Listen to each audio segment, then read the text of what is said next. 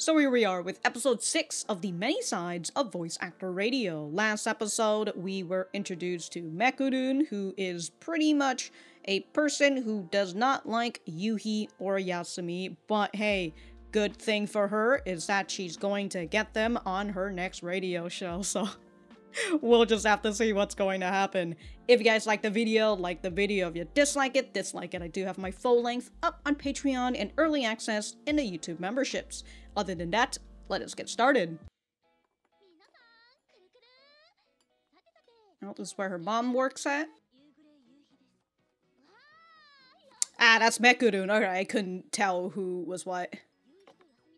Oh shit, dude, that looks good. Was that rice with tea? Alright. Though they're already doing the radio show, so I'm not sure if they're gonna go back to see what Mekurun's reaction, but we'll just have to see, yeah.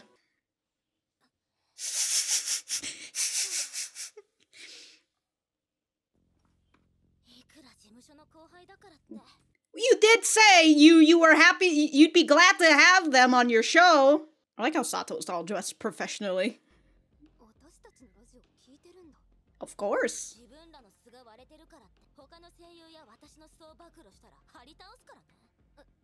You beating them to a pulp? I'll see it when I see it. Yeah, you're supposed to act your ass off. Come on now. You're the poor victims here? She's out here just victim blaming. It's your goddamn fault for fucking breaking their fantasy. Oh, just that tongue click.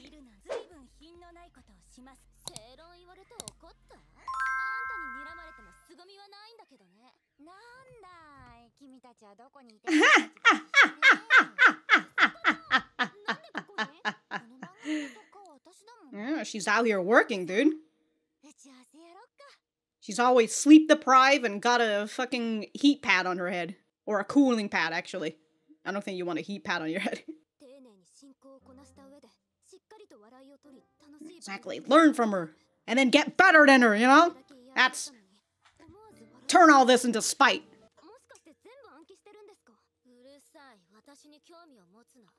I'm not taking an interest in you. I'm just learning from you. Ooh. Ooh. Ooh, asking her out.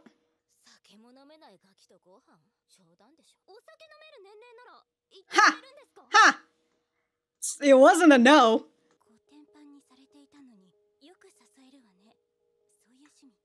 Are you into that? Again, she didn't say no. She didn't say no. Cool and businesslike. And yet she's so fucking rude with you guys. Maybe that's like her real personality, don't you think?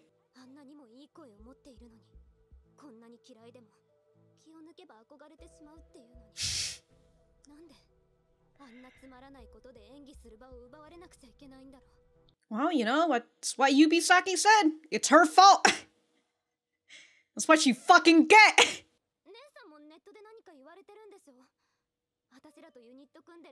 Ah, yeah. She don't want her to get dragged down.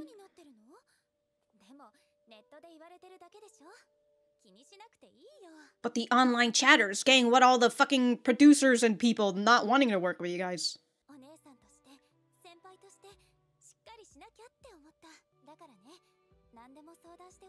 Ooh. Ooh.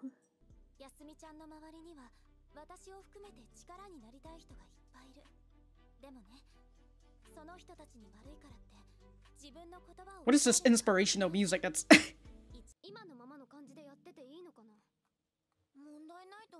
But is it growing? Oh. Uh-huh. But I saw this. Any publicity is publicity. They're just a drop in the bucket. After deceiving people.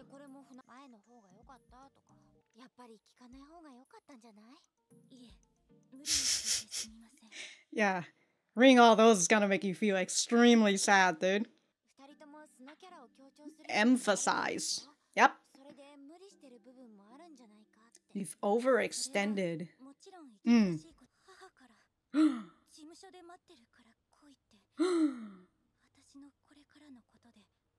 Uh-oh. Hopefully it's good things, you know? She's just here with the president and her manager.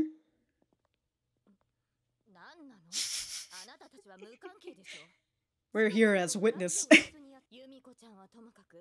But damn, he's telling her ex-husband to get the fuck out of here. Damn, got a whole audience, dude. Oh. Dude, they're just fucking doxing her! Oh my god.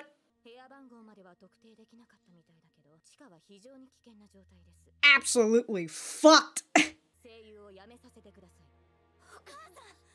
I mean, understandable. Yeah, you are just a child. I have authority over you.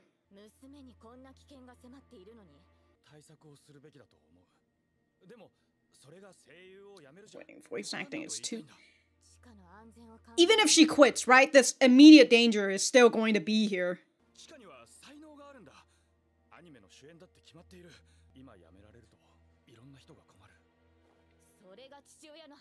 You say that as her father.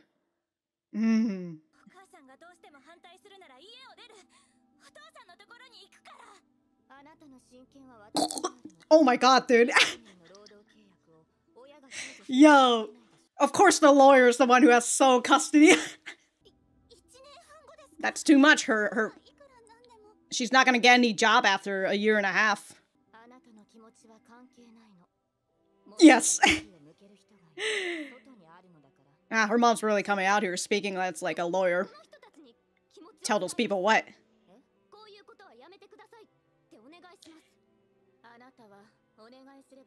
Some of them will, but not all.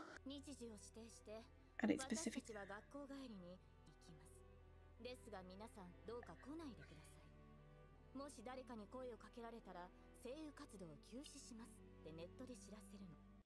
That just gives the incentive to actually just go in there and fucking talk to her if they want her to quit. And go along with my joke.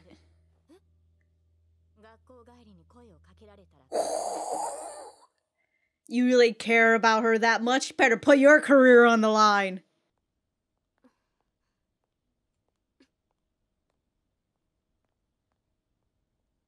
Oh, she's gonna go and say something? And then they're just taking baths together. Oh, she's staying over. Alright.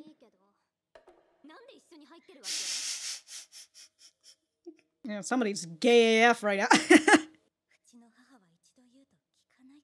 Of course, she gets over-worried about you. But her breasts are humongous.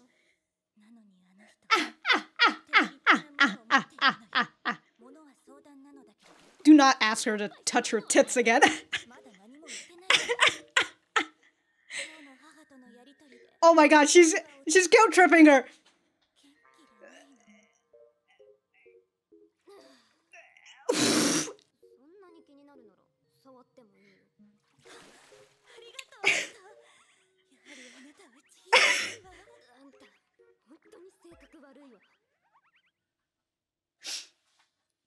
She just needs a fucking stress ball, bro. Just give her a fucking stress ball. Exactly, you can't get everybody. You can't get everybody to listen. There's always gonna be that one person, that one hater who's gonna be like, this is the perfect opportunity. Come on, Sato. This is the age of the internet. You don't need an agency. Just start a YouTube channel and be independent. Hi, Mom. Can you talk to her mom for me? Mom to mom. Mm-hmm.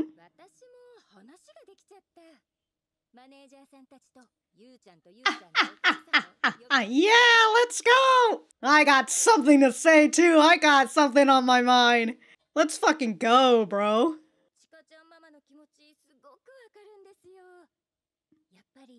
There's so much to worry about.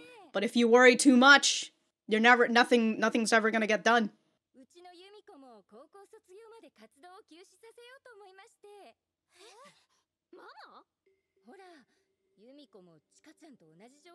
She came in here, yeah, I agree.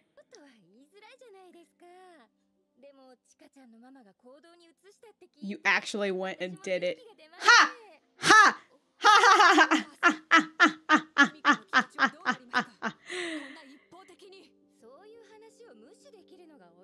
I hear a parent has the right to ignore that.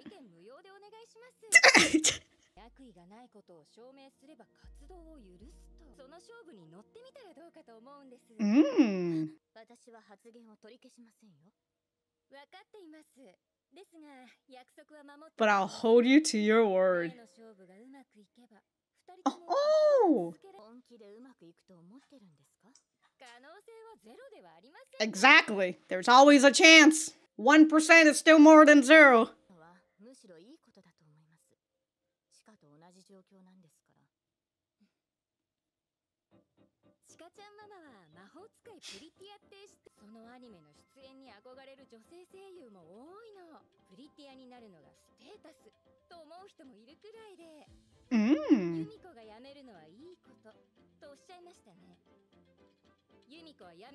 But she won't do it.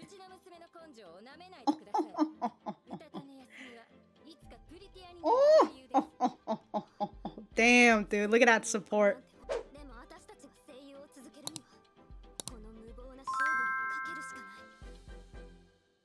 That's right. Alright, it was less of Yubisaki than I expected and more of a of Mrs. Watanabe. Not Mrs., sorry, she's not married anymore. Miss Watanabe. Coming in to just be like, yo, dog, these people found our apartment. we gotta get her to quit. Although, if somebody found your apartment, the one thing that you need to do is not quit, because that's exactly what they want, right? You're basically just giving in to their demands, and they're just like, yeah, look at all this fucking power that we have. But, again, I still understand what Miss Watanabe means. But if somebody finds out where you live, even if they don't know your apartment, they can still camp out where you are. You can still camp out in the entrance, right? That's dangerous. So, like, the first thing that Ms. Watanabe needs to think about is not to just quit, but, like, we need to move. We need to get the fuck out of here, you know? Get out of that apartment, because people are going to be staking in front of that apartment. I mean, it's already bad that there are people staking outside the fucking high school, and the high school doesn't do shit about it. That being said, I'm not really sure if, you know, like, I mean, I'd still say it'd be responsible of the school, because, like, it's still, but it probably wouldn't be part of their responsibility, I feel like, because, like, the dudes who are just out there with their fucking cameras, again, waiting to take pictures of high school girls, are just standing outside of the school premises. So, like, would the school actually have to be held responsible for that? Because they're not actually within school campus, right? So, like, would the school actually be able to do anything outside of the campus and all that? So, it's that, there's that whole thing of, like, territory and all that. But, still, it's fucking weird for dudes to just camp outside, to wanting to take pictures of high schoolers, alright? Primarily high school girls, right? Yuhi and Yasumi. It's fucking weird, and the fact that they have to continue to be in this guy. Alright, you know what, I'll talk about it once we get back to the center, alright? Okay. Breaking. Found where Yuhi lives. One voiceless anonymous. I followed her after school, but man, that's a nice place. I followed her. I stalked her, yo. What's her apartment number? And then somebody else, literally a crime. Yeah, this is literally a fucking crime, bro. You are stalking her and then doxing her where she is living. That is... Can we call the police? This is... it's what the third person says. That's literally a fucking crime. Jesus Christ. Alright, so that was episode 6 of the many sides of voice actor radio. Let me know what you guys think about it in the comments down below. You know that I always like talking to you guys. For me, I thought that this was a pretty good episode. My god, dude, the drama just keeps boiling up. But as I said, I thought that we were gonna have a little bit more focus on Yubisaki, but we didn't. She kind of was just there for like the first 5 minutes. Yeah, like the first 5 minutes and 30 seconds, and then after that, it's all about the whole thing of of Yuhi getting fucking stalked and doxxed. My goodness, again, like not only was she fucking doxxed at her school, right? They now know where her school is. Now they know where she lives, and now they're gonna be fucking camping outside her apartment.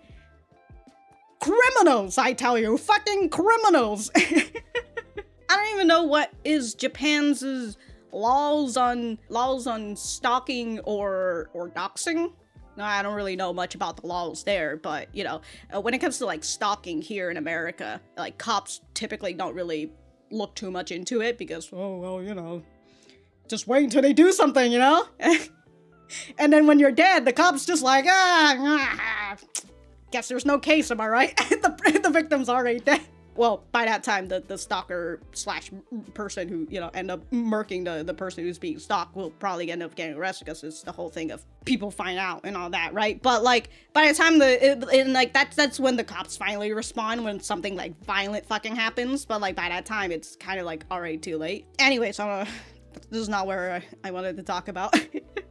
But here we are with the first part with Yubisaki, where she just is out here roasting the shit out of Yasumi, dude. She's and Yuhi's just over here. I'm just gonna go and read over the scripts if you need me, you know.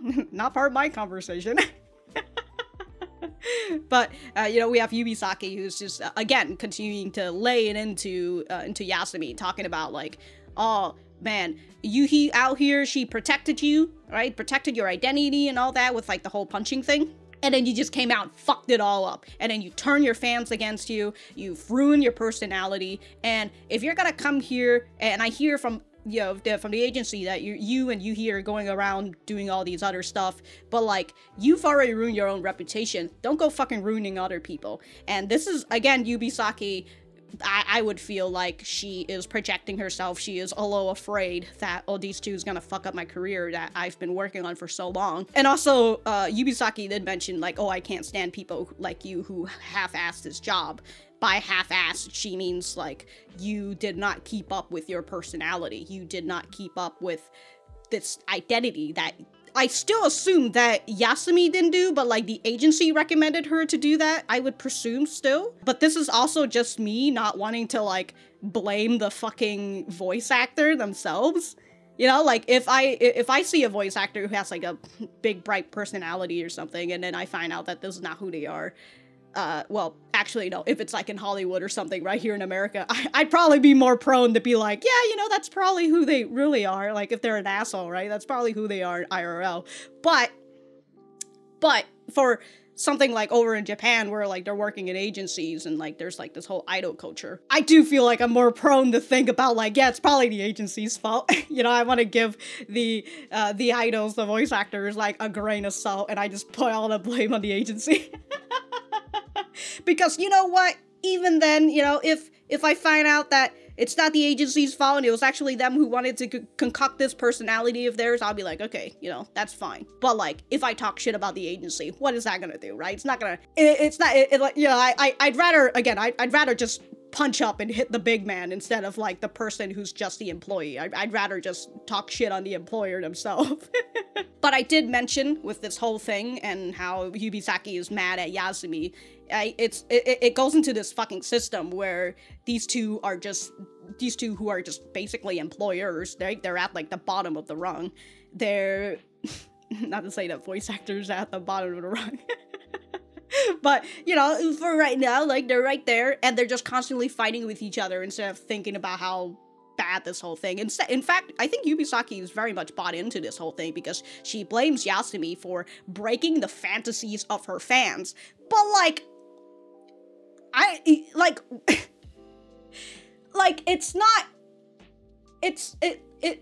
not, well, it is real life, but it's not like it's an anime or anything, right? It's not a cartoon show where, like, you can let your fantasies have that happen. It's not like a TV show or anything that you can let a fantasy happen. Even though it is technically a radio show, so it's technically is a show. So I still get what Yubisaki is talking about. But yeah, honestly, we're like halfway through and I'm just absolutely fucking sick and tired of all the goddamn fans, bro. They are rabid fans. They fucking crazy, bro. Like, and you know what? It kind of pisses me off that, like, about, like, the whole fantasy that the fans have. It's just like, well, what if I don't want to be a part of that fantasy anymore? And again, it's like that whole thing of when you're acting as a character, and you have this whole different personality from who you are, when real life shit happens, you have to break character. Or, if you don't, you know, well, first of all, props for you for for going through with your entire character spiel, you know? Kind of like Nikaido. Yeah, I know, I just have to drop that name. But Nikaido Avocado, he plays a fucking character. He's like a fucking full-on villain, but like, he is like in character 24/7. It's ridiculous. Like, the amount of determination that man has. Ridiculous. But I do generally feel that, for instance, when somebody... I'm going a little off topic, but I feel like when somebody plays a character 24/7, eventually that character is not just a character anymore. It becomes them, because they have just embodied that person. That's how they're able to be like that 24/7. Although, you know, sometimes there could be a little slip and their real personality comes out, but for the most part, the character that they're playing might just still end up being might end up becoming a part of them, right? And then it just becomes who they are. But people, man, they got the fucking galls to be entitled to something that they shouldn't be entitled for. And man, social media and the internet has just boosted that shit up so much, and it just continues to infuriate me, right? The amount of people who just sees celebrities or YouTubers as just like these people behind the screen and not like actually real people. Again, like, there's been like YouTubers who get doxxed, right? And then like moms will bring their kids over to that house expecting that person to like entertain them, to like, you know, provide their kid with like a signature or something, even though you wouldn't fucking do this to like anybody else, right? You wouldn't fucking go and find somebody's house who you've never been into just to camp in front of their house hoping that they're gonna come out and give you a fucking signature. That's weird. Anyways, we do see that Yasumi, despite getting absolutely railed on by Yubisaki, is still trying to learn from her, right? And she's even asking Yubisaki, like, hey, you wanna go out and eat with me? And Yubisaki goes and says, I don't go out to eat with somebody who can't even drink. And I love that, you know, Yasumi's is like, so does that mean that if I can drink, you'll go out with me? And then Yubisaki just walks away. And it's just like, hey, dog, she never said no, so guess we'll just have to wait until you can drink, right? and go out and eat with her. But Yasumi does notice that there's something a little bit off about Yubisaki, and especially learning that, oh, she actually listens to our radio and all that. Like, she listens enough to where she knows all these informations. That's why she's able to bring it up during her radio show. She does a lot of research, and we can see that she puts in a lot of effort in her shows, which is why they are so successful and has gotten over 200 episodes. And it makes sense, yeah? Even though Yasumi was trying to ask Yubisaki specifically, and Yubisaki was just like, oh, I don't know, who knows? She's not gonna fucking tell you about it. You can still learn it from the way that she is, right? You don't have to particularly ask her, but you can learn from the way that she acts. And again, from the things that we see is that she puts a lot of research into her stuff, so very nice. We also got two adult men talking about how they want to have a, a review show, like, afterwards, after, like, all this recording's done of the voice actors. And they were just like, yeah, we're gonna bring Otome in there, but, you know, we're really gonna have to bring in Yuhi and Yasumi too, because their agency's been asking us and all that, you know? We can't just have Otome, but, you know, Yasumi and Yuhi, you know, they kind of already fucked up, so, like, do we really want them? This gets Yasumi to go back into thinking about how great Yuhi is, and how she is still not on the same level as Yuhi. It's, again, just completely forgetting that Yuhi, the person that she looks up to, has told her that she thinks that her acting is really good. So, We also had a nice scene with Otome, who goes and tell Yasumi, hey, you call me, you know, your big sister, and I feel like a big sister when I'm around you. That's why I always feel like I gotta put my act together when I'm around you, because that's what big sisters do, you know? And I like that Otome's just like, hey, there are other people around you that really wants to help you. You gotta remember that instead of thinking about all the negativity, which a little bit difficult to not think about all the negativity when it feels like it's a little overwhelming. But again, I like that Otome is here to just tell her, if you need anybody to talk to, I'm here for you. Then we've got Yasumi asking Asaka about the negative, the negative fan mails, right? But she says these are just a drop in a bucket. Your shows has been exploding. A lot more viewers are watching, even if they're hate watching. It's still watch time.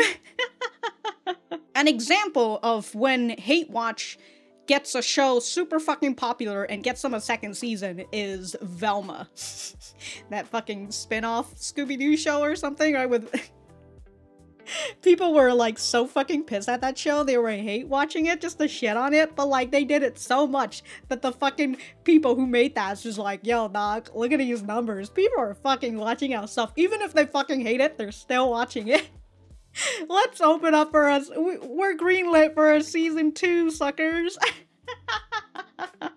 Okay, just wanted to look at what Asaka says. I did think you were going to ask about how to get into your roles or something. Get into our roles. I mean, you've been told to emphasize your real personalities, right? I was thinking that maybe you've overextended in that regard. Well, of course, it can be a bit stifling, but it's not like we're playing other people. It's that feeling of, besides, isn't it bad to think that way? Of like yourself as a character? Regardless of the situation, it's not wrong to think playing this character is tough. From where I'm sitting, it seems like you guys are having a tougher time than before. There are lots of voice actors who go with their real personalities, and acting like someone who's you but not quite can be really stressful.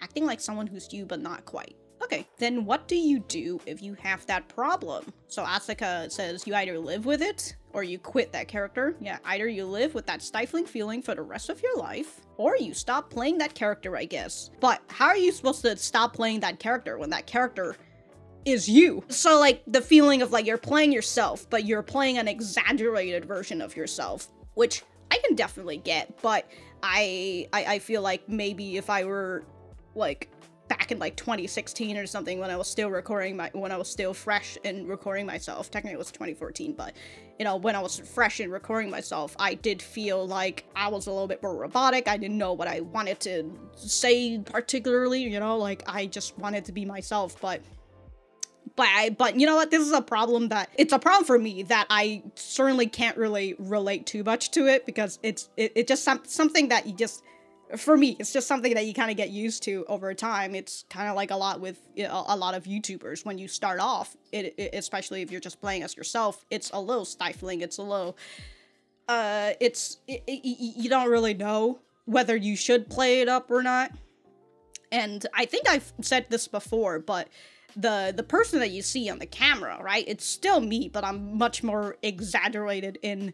I'm just much more exaggerated. Like, I'm just over here fucking yapping my fucking gums off. But in reality, if you see me or something, I don't actually talk all that much. Unless you get me into, like, talking about anime or something, then, like, yeah, I might get into, like, this whole feeling. But for the most part, I'm not very talkative. I don't like talking to people. I mean, well, I say I don't like talking to people, but if people come up and talk to me, then I will talk back to them. But other than that, again, I especially I'm in like a group conversation or something, I don't talk a lot. I'd rather just listen and just enjoy the group activity and all that. And here we are in the crux of this new issue that's going to persist until the next episode or two, I assume, is that Yuhi has been doxxed. Somebody fucking followed her home. Who would have fucking thought? You know what? Honestly, if Yubisaki saw that, she'd probably be like, yeah, it's still her fucking fault. That's what she gets for putting her guards down. But since Miss Watanabe has found out that the people now know where they live, she is very much concerned for her own safety and her daughter's safety. I mean, she puts her daughter's safety first, but obviously you would still be concerned of your own safety as well. But her daughter's safety prioritized over everything.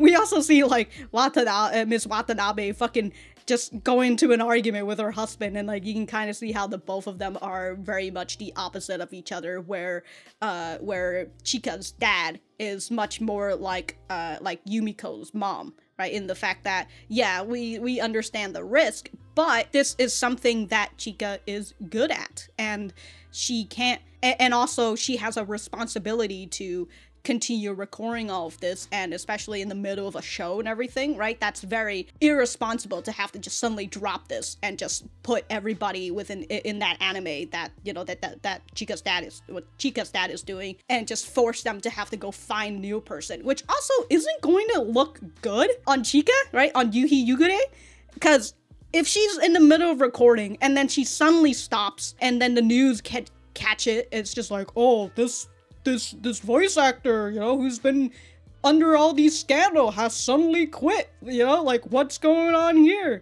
Hello, irresponsible, don't you think? And then Miss Watanabe suggests that she would quit, basically go on hiatus until she graduates, and which is like a year and a half, and that's way too long, right, for somebody within these careers, because, like, they have to continue to keep their movement, this flow that they have to continue to keep it moving, and the moment you stop, it can be really hard for you to get back in, unless you have connections.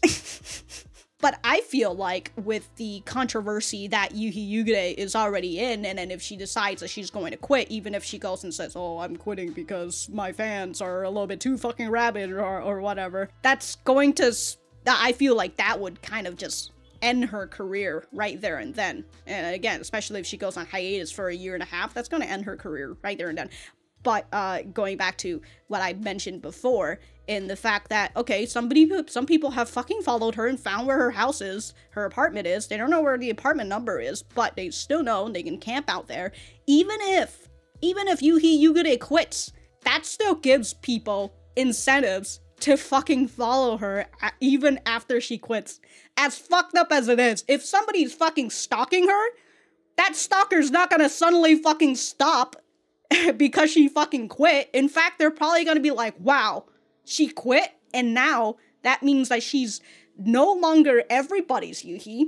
She's gonna be my Yuhi. That's gonna be fucked up shit. That, like, and again, like, I feel like my first priority, if I find out that I've been doxxed, is just like, I need to get the fuck out of here. I need to move. I need a GTFO out of this apartment. And, like, obviously, they're probably gonna, like, find, if they're this rabid, they're gonna fucking follow you. Yeah, it's gonna be really bad. Like, they're probably gonna find the next place too, especially if you're, like, moving out and everything, and then they're just over here camping in front of your house, and you're just like, oh, here's the moving truck, and it looks like Yuhi. Let's go follow the moving truck. Rabid fans, dude. Fucking rabid fans. Going back to the whole thing with Yubisaki talking about how Yasumi has ruined her fans' fantasy, again, like, Yubisaki is basically integrated into this whole thing, and that's why she's, like, fucking looked down on these other people, even though, like, this shouldn't be the way that the system works. It kind of makes me think about, like, the people of Hollywood, or, you know, people who are here in America, because, you know, that's where I live, so of course I'm gonna reference America, and, like, YouTubers and all that. I always feel like once a person's personality it's discovered, you know, like, oh, they're actually an asshole or something, I feel like not a lot of people really care too much. You know, it's probably gonna be like, oh, a little disappointing that they're an asshole in real life, and then after that they don't really care all that much about it. That's what I feel. The only time that people care about certain things is if the personality that they have goes against their brand. That's what it feels like. Because, like, if you're a person who you've made your brand to be, like, working out or exercise or something, and then people find out that you don't actually exercise, you know, that's a bit of a lie. I currently am only thinking about this other example, Ned Fomer. I think that's what his last name is. He's the wife guy who used to be a part of the Try Guy. And when he was discovered that he is in fact not a wife guy, but a cheating guy, that blew up, right? That fucked up all his contracts and everything. But like there's like so many other scandals in Hollywood where, you know, people are found cheating and all that, but they're still doing fine.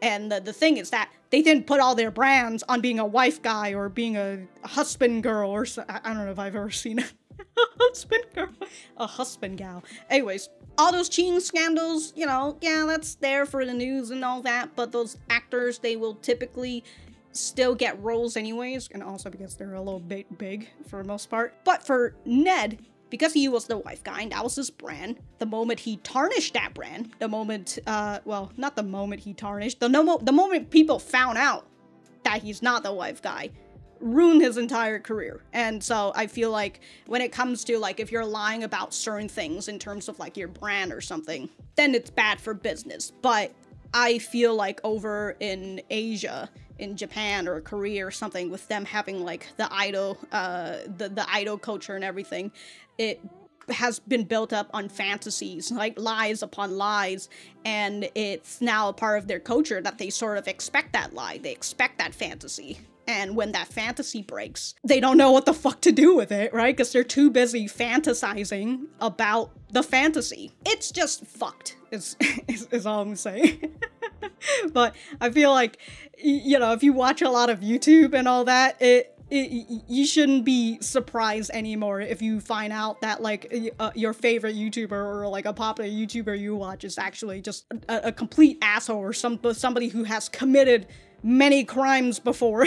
Moving over to the next scene, moving over to the next scene that I'm gonna talk about is Miss Sato just out here getting everybody together to talk to them about this whole spiel that is happening right now. And, you know, Miss Watanabe had told them to basically make this deal where you're going to send a post at this time and date saying that I'm gonna be here, but don't come for me, alright? Because if you talk to me, I'm gonna quit. And Ms. Watanabe is just like, look, if nobody does it, then you can continue to do it. But if somebody comes up to you and fucking talk to you about it, you're gonna have to go on hiatus.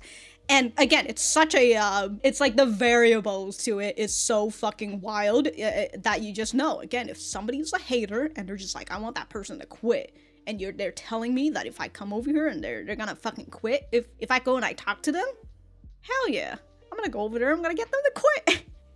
Even if it's like a joke or something, you know? And also, there's that too. Like, some people might think that that's a joke. Like, oh, ho, ho, she's gonna quit, ha ha ha, you know? And then they're gonna come and talk to her anyways. My favorite part about this is that Miss Watanabe is like, I am very concerned for my daughter's safety. But also, since if you want to go along with my joke, yeah, sure. Like, okay, you have agreed on this plan that they're gonna announce where they are specifically, and then what are you gonna do when some fucking weirdo creep come up to them and something bad happens to them? Like, I would assume her mom is going to be there as well, just to make sure. But like, talk about putting your daughter in danger.